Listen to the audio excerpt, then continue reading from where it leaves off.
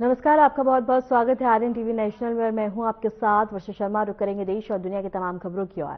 वित्त मंत्री निर्मला सीतारमण ने अपनी टीम के साथ वित्त मंत्रालय के बाहर बजट टैबलेट के साथ बता दें कि तस्वीर खिंचवाई है और ये तस्वीर सोशल मीडिया पे भी काफी ज्यादा वायरल हो रही है।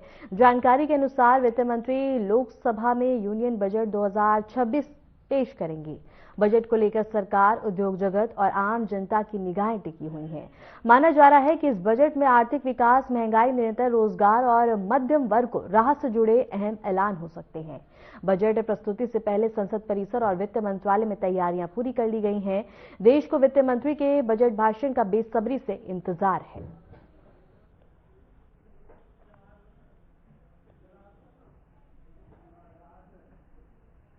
और पेश होगा यूनियन बजट 2026। बजट पर सभी की निगाहें टिकी हुई हैं, सभी को बेसब्री से इंतजार है और इसके साथ ही तैयारियां भी पूरी कर ली गई हैं। और इस बजट पेश में आम नागरिक को काफी ज्यादा राहत मिलती हुई भी नजर आ सकती है।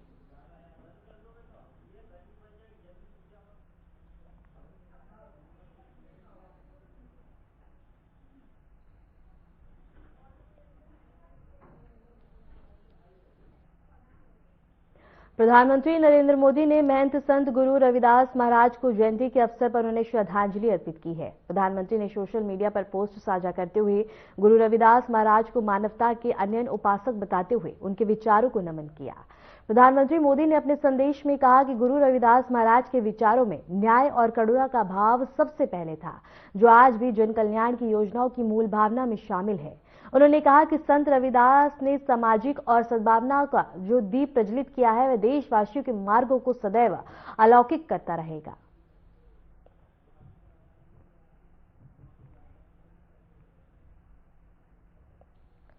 और पीएम मोदी ने रविदास को किया है नमन। गुरु रविदास की जयंती पर उन्हें श्रद्धांजलि दी गई है। न्याय करुणा का दिया संदेश, इसके साथ ही उनके योगदान पर भी प्रकाश डाला गया है।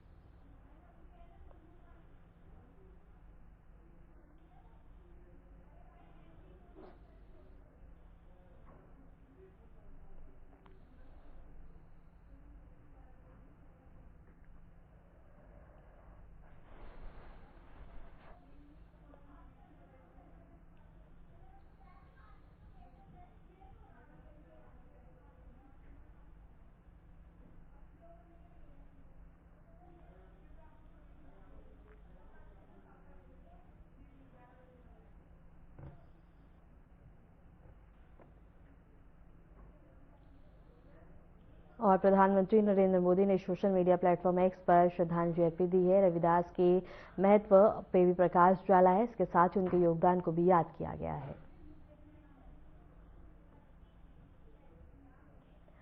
नई दिल्ली में केंद्रीय वित्त मंत्री निर्मला सीतारमण ने राष्ट्रपति द्रौपदी मुर्मू से राष्ट्रपति भवन में भेंट की है। यह मुलाकात यूनियन बजट 2026 और 27 पेश होने से पहले की तैयारी और औपचारिकताओं के संदर्भ में हुई है। राष्ट्रपति द्रौपदी मुर्मू ने वित्त मंत्री से बजट प्रक्रिया और देश की आर्थिक रणनीतियों पर विचार विमर्श भी किया।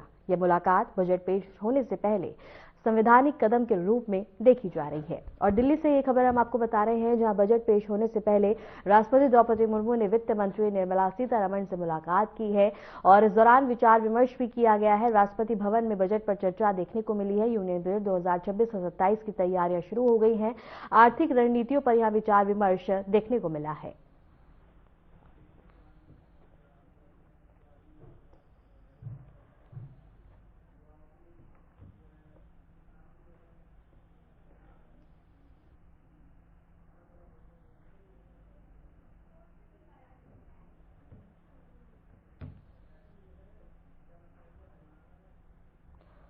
और इसके साथ ही बता दें कि वित्त मंत्री निर्मला सीतारमण ने राष्ट्रपति द्रौपदी मुर्मू से मुलाकात की है। इस दौरान बता दें कि तमाम चर्चा भी की गई है और बता दें कि राष्ट्रपति द्रौपदी मुर्मू से मिली हैं वित्त मंत्री निर्मला सीतारमण, जहां बता दें कि बजट की तैयारियों और आगामी रणनीतियों पर चर्चा भी की गई है।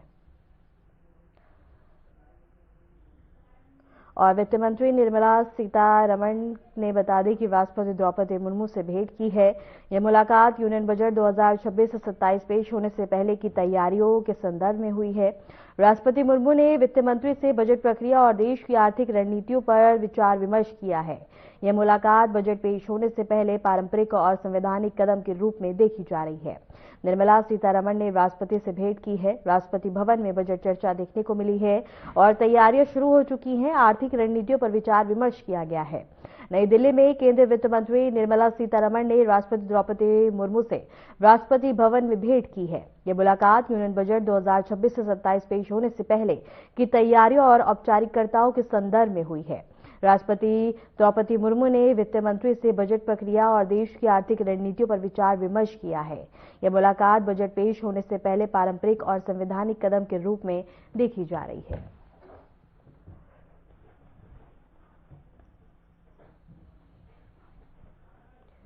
नई दिल्ली में केंद्रीय गृह मंत्री अमित शाह संसद परिसर पहुंचे हैं। यह कदम यूनियन बजट 2026 से 27 पेश होने से पहले संसद की तैयारी और संबंधित बैठकों का हिस्सा माना जा रहा है। केंद्रीय मंत्री के पहुंचने से पहले संसद परिसर में सुरक्षा और बजट व्यवस्था को पुख्ता किया गया। यूनियन बजट 2026 से 27 को लेकर देश भर में उम्मीदें और नजरें टिकी हुई हैं। अमित शाह की मौजूदगी को प्रशासनिक तैयारी और संसद में बजट प्रस्तुति के सुचारू संचालन के लिए महत्वपूर्ण माना जा रहा है।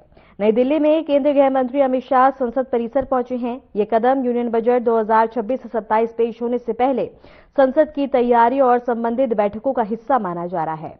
केंद्रीय मंत्री के पहुंचने से पहले संसद परिसर में सुरक्षा और बजट व्यवस्थाओं को पुख्ता किया गया।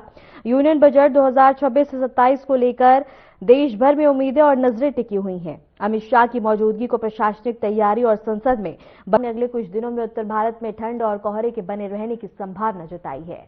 और ये तस्वीरें हम आपको दिखा रहे हैं उत्तर प्रदेश से, दिल्ली से, हरियाणा से। तीनों तस्वीरों में आप देख सकते हैं कि किस तरह से बारिश और ठंड का कहर यहां जारी है। उत्तर भारत में ठंड लगातार जारी है। लोगों से सावधानी बरतने की अपील की गई है और इसके साथ ही सुरक्षित तरीके से ड्राइविंग करने की सलाह दी गई है। दृश्यता बेहद ही कम हो गई है, जिससे आने जाने में काफी ज्यादा दिक्कतों का सामना लोगों को करना पड़ रहा है। और इसके साथ ही बता दें कि लगातार ठंड का सितम जारी है और यहाँ लोग काफी ज्यादा परेशान भी नजर आ रहे हैं। हरियाणा के करनाल शहर के कई हिस्सों में बारिश के साथ ओलावृष्टि हुई है, जिससे शहर के कई इलाकों में हलचल और हल्की फसल प्रभावित होने की आशंका बनी है।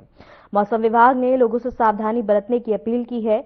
उत्तर प्रदेश के अयोध्या की बात करें तो भारी ठंड और कोहरे के बावजूद राम मंदिर में बड़ी संख्या में श्रद्धालु दर्शन के लिए पहुंचे हैं।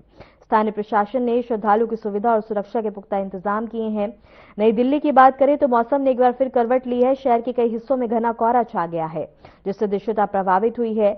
यातायात प्रभावित होने के चलते प्रशासन ने लोगों को सुरक्षित ड्राइविंग और सावधानी बरतने की सलाह दी है।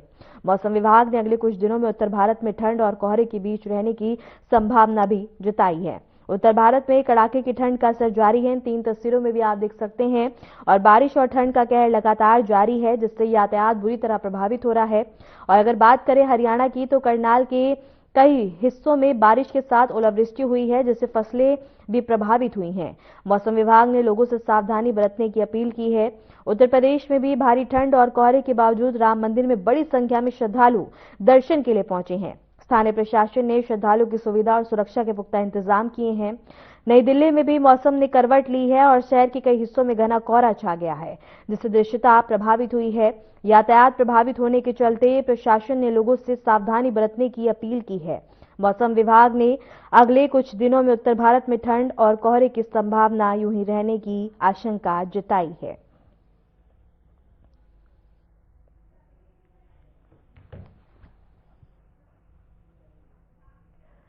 और अब आपको सीधा ले चलते हैं इंदौर, जहां पे पुस्तक विमोचन समारोह आयोजित किया गया है। सीएम मोहन यादव यहां पे शामिल हुए हैं। इसके साथ ही बता दें कि पुस्तक का विमोचन किया गया है और यहां सभी ने बढ़ चढ़कर हिस्सा लिया है।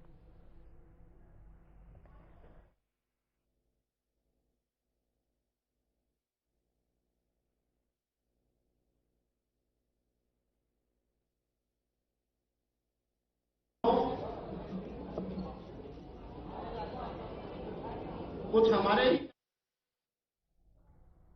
और इसके साथ ही इंदौर से ये हम आपको सीधा तस्वीरें दिखा रहे हैं, जहां पुस्तक विमोचन समारोह का आयोजन किया गया है और यहां सीएम मोहन यादव ने अपनी उपस्थिति दर्ज करवाई है और यहां सभी ने बढ़ चढ़कर हिस्सा लिया है। गर्भ संस्कार विज्ञान पुस्तक का विमोचन किया गया है। सीएम मोहन यादव यहां मुख्य अतिथि।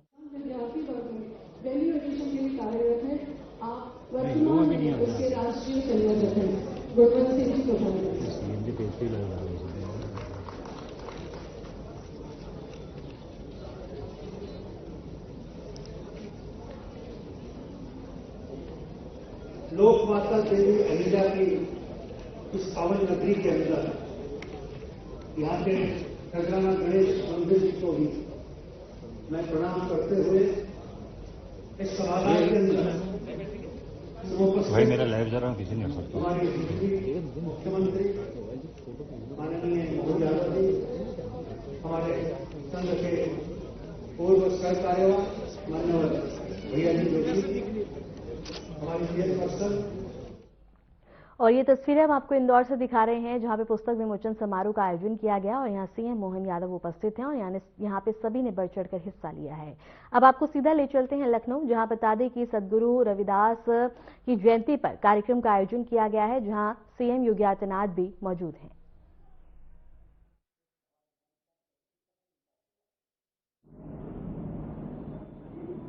वह कालखंड गुलामी का कालखंड था। विदेशी आक्रांताओं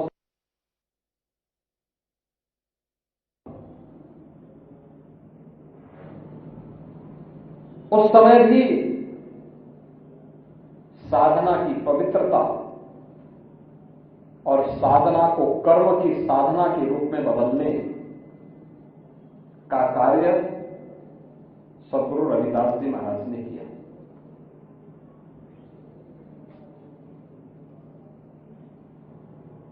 उन्होंने प्रत्येक नागरिक को वैष्णव परंपरा के अनुरूप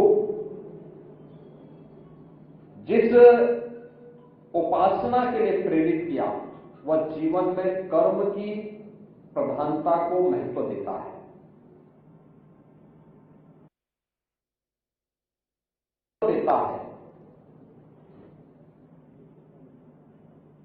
लोक कल्याण के प्रति प्रत्येक नागरिक को आग्रही बनाता है। उनका स्पष्ट कहना था,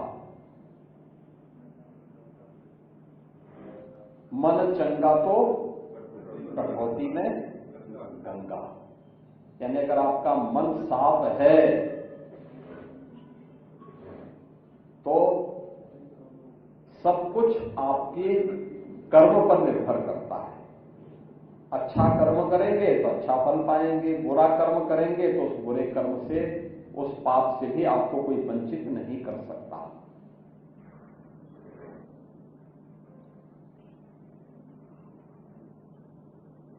संत रामानंद जी से दीक्षा प्राप्त करने के बाद उन्होंने अपनी कर्म की साधना के माध्यम से लोक कल्याण का मार्ग प्रशस्त किया। जो लोग आरोप लगाते हैं कि समाज में भेदभाव था, आप याद करिए ना, जगत गुरु रामानंदाचार्य मध्यकाल में उन्होंने 12 शिष्य बनाए। 12 अलग अलग जातियों से थे, अलग अलग जातियों से।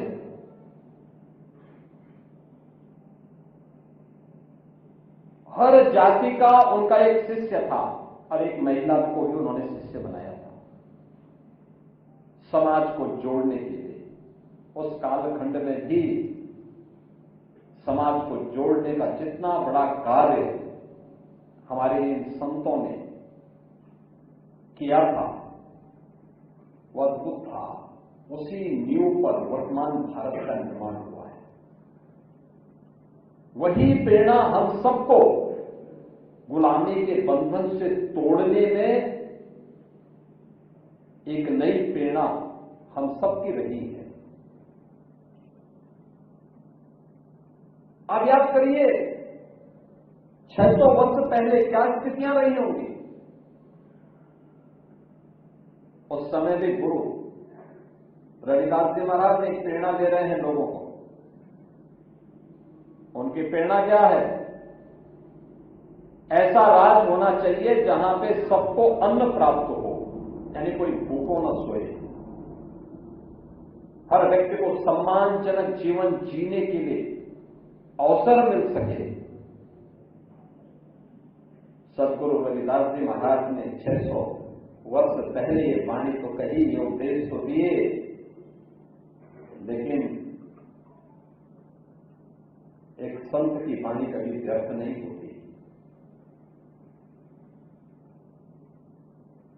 बिठा न जाए देव ऋषि वाणी, और यही हुआ। हो सकता है मुगलों ने बुलाया हो, ब्रिटिशर ने बुला दिया हो, आजादी के बाद में विभिन्न सरकारों ने बुला दिया हो, लेकिन जब मोदी जी की सरकार बनी। फिलहाल के लिए खबरों में इतना ही, और ऐसे देश और दुनिया की तमाम खबरों को जानने के लिए देखते रहिए RNTV नेशनल।